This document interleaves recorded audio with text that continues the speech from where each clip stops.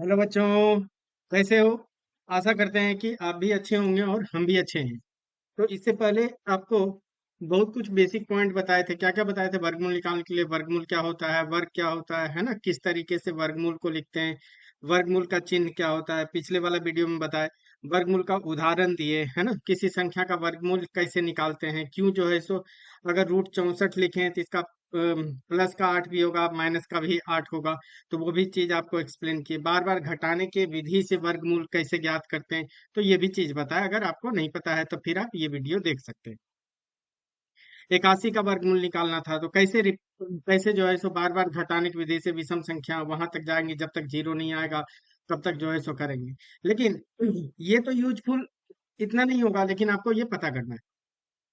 तो आज हमको अभाज्य गुणनखंड का विधि से, अभाज्य गुणनखंड क्या होता है? जो एक के पहाड़ा में और सिर्फ अपने ही पहाड़ा में जो है सो आता है। ठीक है, तो बड़ा बड़ा अगर आ जाएगा नंबर तो उसका जो है सो कैसे लिखेंगे? जैसे 729 का वर्गमूल निकालना है, तब तो इसको मतलब क्या बोलते हैं, विषम संख्या घटाते घटाते तो इसमें तो टाइम लगेगा, ज्यादा टाइम लगेगा, तो ऐसे तो करना नहीं है।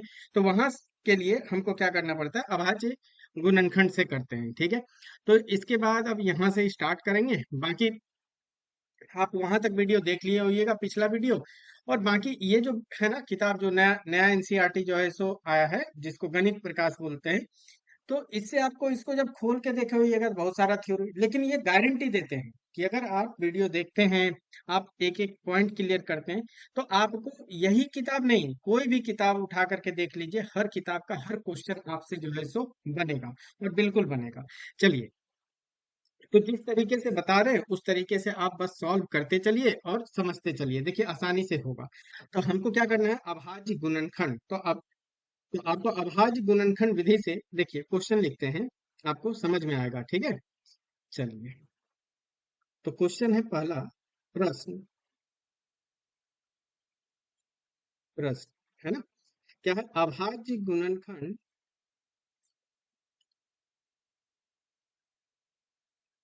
अभाज्य गुणनखंड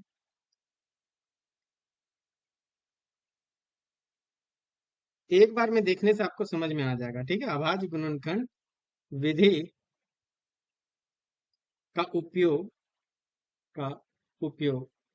और जब इसका एंड एक्सरसाइज लेंगे तो वहां पे बहुत सारा क्वेश्चन मिलेगा उपयोग करके। लेकिन पहले अगर बेसिक आप समझ जाते हैं, तब तो फिर आपको प्रॉब्लम ही नहीं होगा। करके 36 का वर्गमूल ज्ञात करें, वर्गमूल ज्ञात करें, वर्गमूल ज्ञात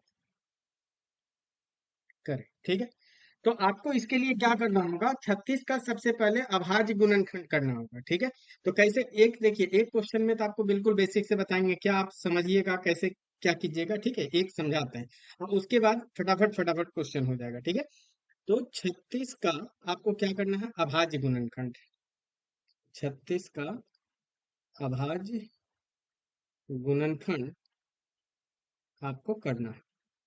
तो गुणनखंड करना कैसे करेंगे? तो देखिए, तो अभाज्य नंबर सबसे छोटा से बड़ा, सबसे पहला अभाज्य नंबर क्या होता है? 2 होता है।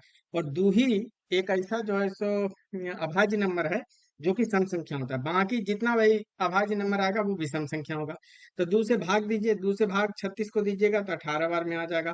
फिर 18 का आधा कर दीजिए, 2 से भाग देने पे कितना आ जाएगा? 9 आ जाएगा। अब 2 से नहीं जाएगा, अगला भाज्य संख्या 3, तो 3 तिया 9 और 3 से 1। ठीक है, तो इस प्रकार आप 36 को क्या लिख सकते हैं? 36 को 2 गुना 2 गुना 3 गुना 3 लिख सकते हैं। ठीक है, तो अब यहां से देखिए पेयर बन रहा होगा, है ना, पेयर बन रहा होगा।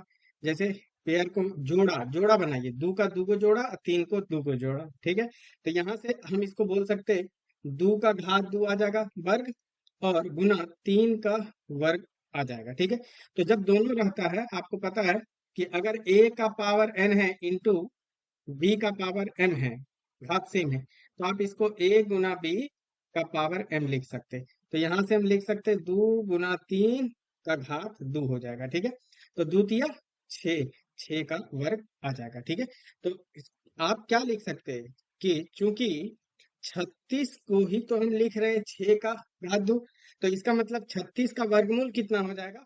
6 होगा। तो इसलिए आप बोल सकते हैं 36 का वर्गमूल, 36 का वर्गमूल कितना होगा, 6। या फिर आप ऐसे भी लिख सकते हैं, वर्गमूल का साइन ऐसे होता है 36 और वो आ जाएगा 6। आपको क्लियर हुआ होगा, ठीक है। दो तीन क्वेश्चन और आपको बताते हैं, आपको तुरंत आपको ये पार्ट क्लियर हो जाएगा, ठीक है। चलिए देखिए अगला क्वेश्चन, बस आपको यहाँ से प्रश्न कॉपी करते हैं और वैल्यू आपको चेंज कर देंगे। चलिए,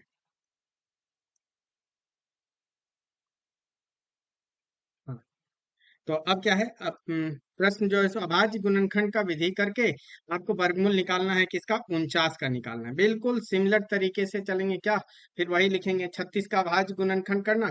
तो आप क्या, किसको करना है गुणनखंड, अब 49 का जो है सो गुणनखंड करना है, ठीक है। 49 का हम गुणनखंड करेंगे। तो देखिए यहाँ पे लिखते हैं 49 का अभाज्य गुणनखंड करना। तो 49 का अभाज्य गुणनखंड क्या कीजिएगा, 49, तो 49 देखिए 2 से नहीं जाएगा, 3 से नहीं जाएगा, 3 के पार में नहीं आएगा। अब अगला 5, 5 में जाएगा ही नहीं। अब उसके बाद 7, तो 7 से कीजिए, तो 7 सते 49 और 7 से 7 एकम 7 है ना। तो यहां से आप क्या लिख सकते हैं, 36, मतलब यहां से आप लिख सकते हैं 49 को क्या लिख सकते हैं, 7 गुना 7। तो देखिए जोड़ा बनाइए, तो जोड़ा बन गया। तो अब यहां से लिख सकते हैं 7 गुना 7 को क्या, 7 का घात 2 है ना, 7 का घात क्या हो जाएगा, 2। तो इसलिए आप 49 को क्या, ये तो 49 को लिख दिए, 49 7 का घात। तो इसका मतलब क्या होगा कि 36, मतलब यहाँ पे 49 का वर्गमूल है ना। तो चूंकि बोल सकते हैं यहाँ पे कि 49 का, इसलिए ये तो हो गया 49 का, 49 किसका हो गया, 7 का वर्ग। तो आप लिख सकते हैं 49 का वर्गमूल, 49 का वर्गमूल कितना हो जाएगा, वर्गमूल 7 हो जाएगा। या फिर इसको आप ऐसे लिख सकते हैं, मेनली ये वाला ज्यादा, ये वाला ट्राई ज्यादा करेंगे लिखने का, ठीक है। चलिए 49 वाला भी हो गया। अब चलिए अगला एक और प्रश्न लेते हैं, आपको आप कर करके देखिए, आपको बिल्कुल समझ में आएगा। बाकी आप वीडियो को पॉज कर सकते हैं और उसके बाद कर सकते हैं, फिर आप देखिए कि आपका आंसर और मेरा आंसर मैच किया कि नहीं किया। तो फिर आप और भी कॉन्फिडेंस फील कीजिएगा, ठीक है। और अगर दिक्कत होता है तो फिर आप लिखिए उसमें, क्या बोलते हैं, कमेंट में लिखिए। फिर हम आपको और भी कोई क्वेश्चन आपको भेजना होगा तो कमेंट में लिख दीजिएगा, हम ले लेंगे, ठीक है। चलिए अब आपको किसका करना है, आपको वर्गमूल किसका निकालना है, 64 का वर्गमूल निकालना है। सबसे पहले क्या करना होगा, अभाज्य गुणनखंड करना होगा, किसका, 64 का अभाज्य गुणनखंड कीजिए। ये तो आपको दिख रहा है सम संख्या है, तो पहला 2 से भाग दीजिए, 2 तिया 6 और 2 दूनी 4। फिर 2 से कीजिए, कई 2 से 16 बार में आधा कर दीजिए, फिर 2 से 8 बार में, 2 से 8 को 4 बार, 2 चौके 8। फिर दो से 4, 2 दूनी 4, फिर 2 से ये एक बार में हो जाएगा, ठीक है। तो यहां से आप लिख सकते हैं क्या, 64 को, 64 को आप क्या लिख सकते हैं, 64 कितना बार है, 3 और 3 6, मतलब 2 गुना 2 गुना 2 गुना 2 है ना।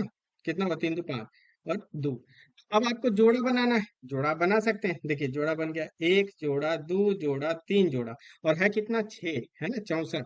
64 को आप क्या लिख सकते हैं, यहाँ देखिए जोड़ा बना करके कैसे लिखिएगा, ध्यान से देखिए।